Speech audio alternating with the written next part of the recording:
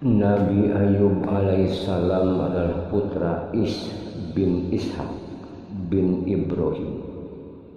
Nabi Ayub adalah seorang yang kaya raya. Istrinya banyak, anaknya banyak, hartanya melimpah ruah, dan ternaknya tak terbilang jumlah. Ia hidup makmur dan sejahtera. Walau demikian ia tetap tekun beribadah kepada Allah Subhanahu wa Ta'ala. Segala nikmat dan kesenangan yang berbuat kebajikan,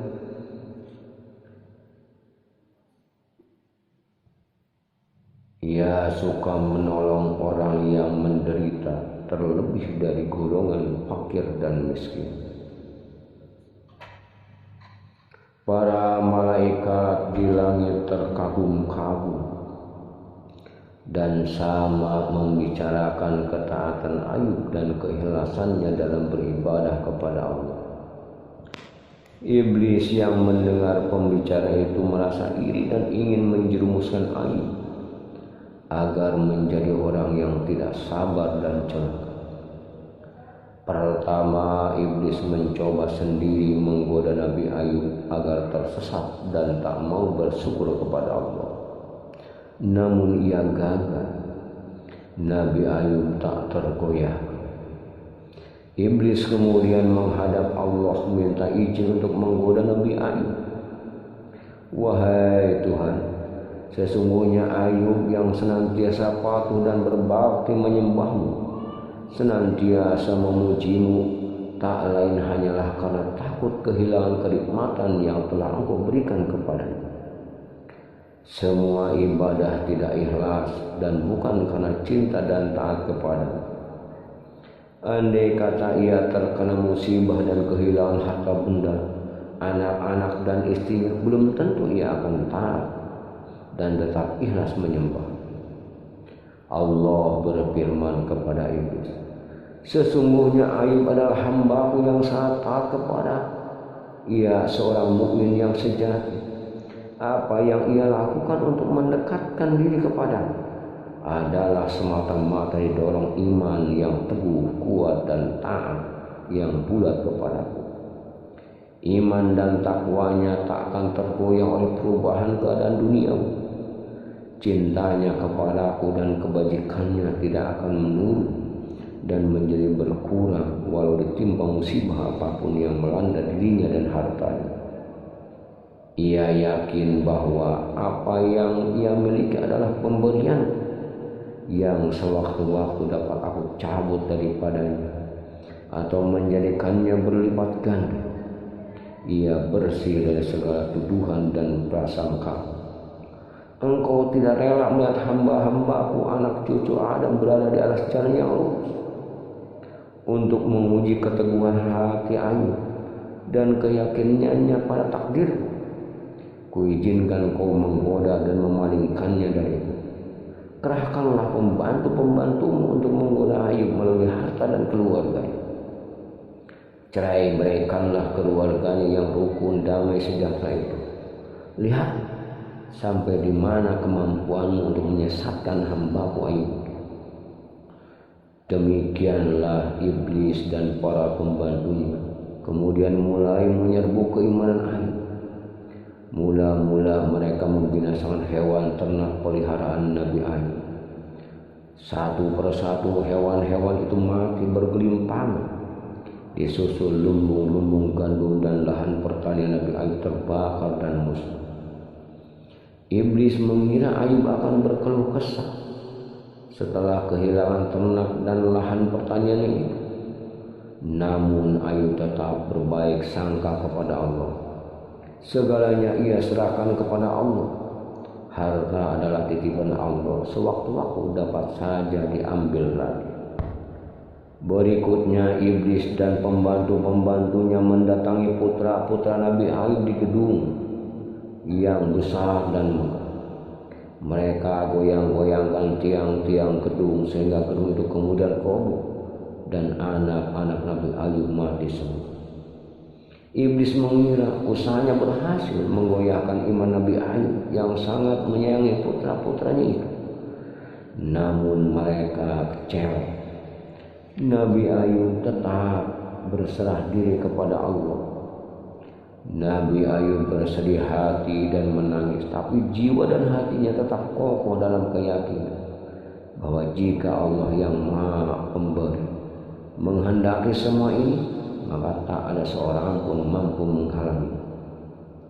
Selanjutnya iblis menaburkan baksil di sekujur tubuh Nabi Ayub, sehingga beliau menderita sakit kulit yang menjijikan. Famili dan tetangganya menjauhinya. Istri-istrinya banyak yang melarikan diri. Hanya seorang yang setia mendampinginya, yaitu Rahmah. Para tetangga Nabi Ayub tidak mau ketularan penyakit, sehingga mereka trauma, terutama kaum ibu secara terang-terangan mengusir Nabi Ayub dari perkampungan. Mereka pergi ke ujung desa dekat pembuangan sampah. Namun di sana orang-orang yang tidak terima, mereka tetap mengusir Nabi Ayub. Maka pergilah Nabi Ayub dan Rahmah ke sebuah tempat yang sepi dari manusia. Waktu 7 tahun dalam penderitaan terus-menerus memang merupakan ujian berat bagi Nabi Ayub dan Rahmah. Namun Nabi Ayub bisa bersabar dan tetap berzikir menyebut asma Allah. Untuk mencukupi kebutuhan hidup sehari-hari, Rahmah terpaksa bekerja pada pabrik roti. Pagi berangkat, sorenya kembali ke rumah pengasingan. Namun lama-lama majikannya mengetahui jika Rahmah adalah istri Nabi Ayub yang berpenyakit. Mereka khawatir Rahmah membawa sak baksil yang dapat menular melalui roti.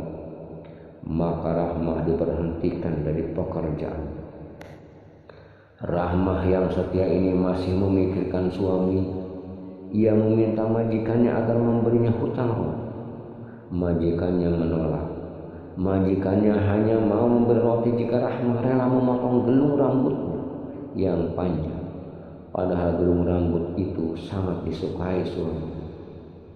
Rahmah akhirnya setuju. Namun di rumah Nabi Ayub menyangka Rahmah telah menyeleweng, padahal tidak. Pada suatu hari, mungkin karena tidak tahan dalam penderitaan atau karena apa, Rahmah pamit meninggalkan suaminya. Ia akan bekerja untuk menghidupi suaminya. Namun Nabi Ayub melarangnya. Namun Rahmah tetap pergi sembari berkeluh kesah.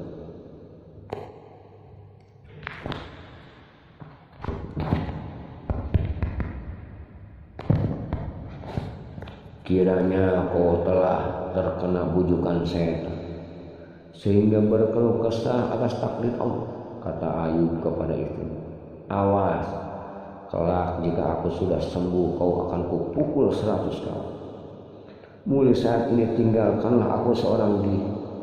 Aku tak membutuhkan pertolonganmu sampai Allah menentukan takdirnya. Setelah ditinggal Rahmah, satu-satunya orang yang masih menyayangi dan merawatnya, kini Nabi Ayub hidup seorang diri. Di dalam kamarnya ia bermunajat kepada Allah. Ya Allah, aku telah diganggu oleh setan dengan kepayahan dan kesusahan serta siksaan, dan Engkau wahai Tuhan yang Maha Pengasih dan Maha Penyayang. Allah menerima doa Nabi Ayub yang telah mencapai puncak kesabaran dan keteguhan iman dalam menghadapi cobaan. Berfirman Allah kepada Nabi Ayub, hantamkanlah kakimu ke tanah. Dari situ air akan memancar, dan dengan air itu kau akan sembuh dari semua penyakit. Kesehatan dan kekuatanmu akan pulih kembali jika kau pergunakan untuk minum dan mandi. Demikianlah setelah Nabi Ayub minum dan mandi air yang memancar dari bawah kaki, maka ia sembuh seperti sedia kala. Sementara itu Rahmah yang telah pergi meninggalkan Nabi Ayub lama-lama merasa kasihan. dan tak tega membiarkan Nabi Ayub seorang diri. Ia datang menjenguk, namun ia tak mengenali suaminya karena Nabi Ayub sudah sembuh dan keadaannya jauh lebih baik daripada sebelumnya, lebih sehat dan lebih tampan. Nabi Ayub gembira melihat istrinya kembali, namun ia ingat sumpahnya, yaitu ingin memukul istrinya 100 kali. Ia harus melaksanakan sumpah itu. Kini ia bimbang, istrinya sudah turut menderita sewaktu bersama-sama dengannya dalam 7 tahun ini. Akankah ia memukulinya 100 kali? Dalam kebimbangan datanglah wahyu Allah yang memberikan jalan keluar. Firman Allah, "Hei Ayub, ambillah lidi 100 buah dan pukullah istrimu itu sekali saja. Dengan demikian tertebuslah sumpah."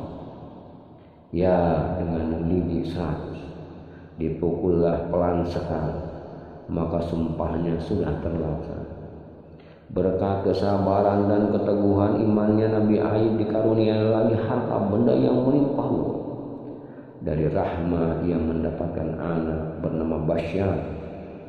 Kemudian hari ia mendapat julukan Zulkifli, artinya punya sanggup. Zulkifli akhirnya juga menjadi nabi dan rasul. Telah disebutkan di bagian muka bahwa Zulkifli itu nama aslinya adalah Basyar. Ia putra Nabi Ayub dengan istrinya Rahmah. Seperti ayahandanya, Zulkifli juga mempunyai sifat yang sabar dan teguh dalam pendirian. Ia hidup di sebuah negara yang dipimpin oleh seorang raja arif bijaksana. Pada suatu hari raja tersebut mengumpulkan rakyatnya dan berkata, "Siapakah yang sanggup berlaku sama? Jika malam mendirikan sholat, jika siang melakukan puasa?"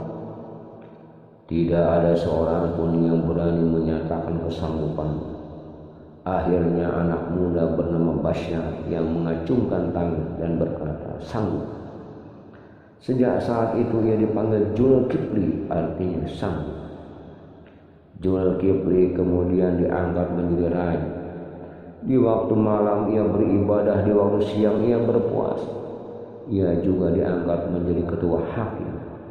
Tidurnya di waktu malam hanya sedikit saja. Pada suatu malam ketika ia hendak berangkat tidur, ada seorang tamu yang hendak mengganggu. Zulkifli mestinya sudah istirahat, namun dengan sabar ia terima orang itu. "Ada apakah saudara kemari di malam hari?" tanya Zulkifli. "Hamba seorang musafir. Barang-barang hamba dirampok oleh orang di perjalanan," jawab orang tua yang mengandung. "Datanglah besok pagi atau petang," kata Zulkifli. Esok pagi orang tua itu tidak datang, padahal Zulkifli sudah menunggunya di ruang sidang. Pada petang hari orang itu juga tidak datang, padahal ia telah bersedia untuk datang. Sewaktu Zulkifli hendak berangkat tidur, orang itu datang lagi. "Mengapa waktu sidang dibuka kau tidak datang?" tanya Zulkifli. "Orang yang merampok saya cerdik, tuanku. Jika di waktu sidang dibuka, barang saya dikembalikan. Jika sidang hendak ditutup, barang saya dirampasnya," jawab orang. Pada suatu malam Raja Zulkifli sangat mengantuk. Ia telah berpesan kepada penjaga agar menutup pintu dan mengunci. Sesudah itu ia hendak membaringkan diri. Pada saat itulah ia mendengar suara pintu diketuk orang. "Siapa yang masuk?" tanya Zulkifli. "Tidak ada seorang pun, tuanku," jawab prajurit penjaga. Zulkifli merasa heran. Jelas tadi dia mendengar suara diketuk orang. Lalu diperiksa ke sekeliling. Ternyata ia menemukan seseorang. Ia heran, semua pintu telah terkunci rapat. Bagaimana orang itu dapat masuk? "Kau bukan manusia, kau pasti setan," kata Zulkifli. "Ya, aku memang setan yang memuji kesabaran. Memang betul kau orang yang dapat memenuhi kesanggupanmu dulu. Memang Zulkifli orang yang sangat sabar, selalu mempergunakan akal sehatnya, tidak pernah marah kepada para tamu. Pada suatu hari terjadi peperangan di negerinya dengan memberontak yang sangat durhaka kepada Allah. Raja Zulkifli memerintahkan tentara dan rakyatnya untuk berangkat ke medan juang. Tapi apa yang terjadi? Ternyata rakyatnya takut berperang. Mereka takut mati. Rakyatnya bersedia maju berperang jika Zulkifli mau mendoakan kepada Allah agar Allah mau menjamin hidup, agar mereka tidak mati. Mendengar hal itu Zulkifli tidak marah, bahkan berdoa kepada Allah. Maka Allah mewahyukan kepada Zulkifli, aku telah mengetahui permintaan mereka dan aku mendengar doa, semua itu akan kukabulkan. Demikianlah dalam peperangan itu akhirnya mereka memperoleh kemenangan dan tidak ada seorang pun yang mati di medan juang. Wallahu a'lam bishawab. Nabi Syuaib diutus di negeri Madian. Penduduk negeri Madian sudah lama melupakan ajaran nabi-nabi dan rasul-rasul yang diutus sebelumnya. Mereka tidak percaya adanya Allah. Mereka menyembah hutan dan menyembah alqah, yaitu sebidang padang pasir yang ditumbuhi pohon dan tanaman. Pada masa itu penduduk Madian sudah sangat sesat. Kemunkarannya sudah sangat keterlaluan. Kemaksiatan sudah menjadi hal yang biasa mereka lakukan. Dan kebiasaan buruk mereka yang sangat jahat adalah mengurangi takaran dan timbangan dalam berdagang.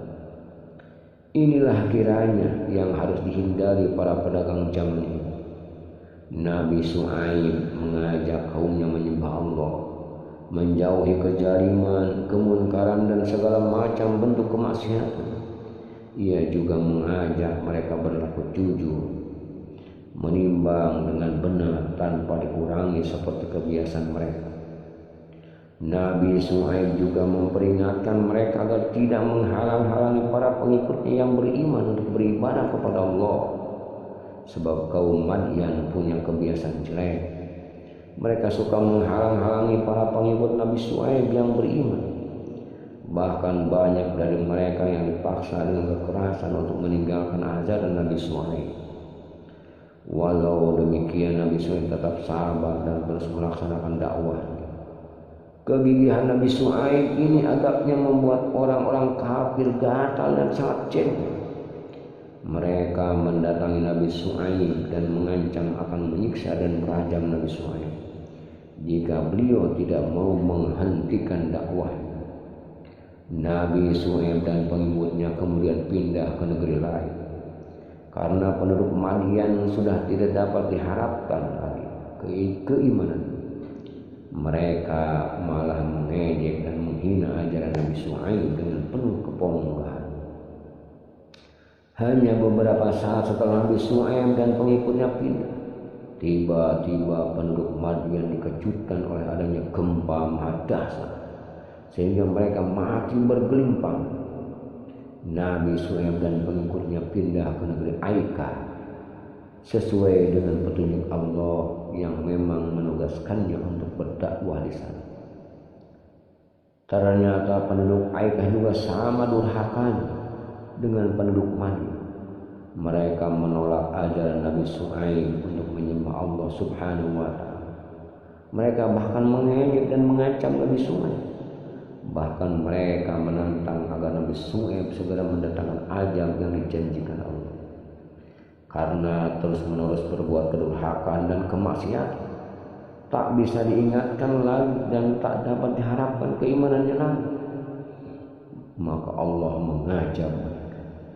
Mula-mula mereka diserang udara yang sangat panas, sehingga mereka sama keluar dari rumah masing-masing untuk mencari udara segar.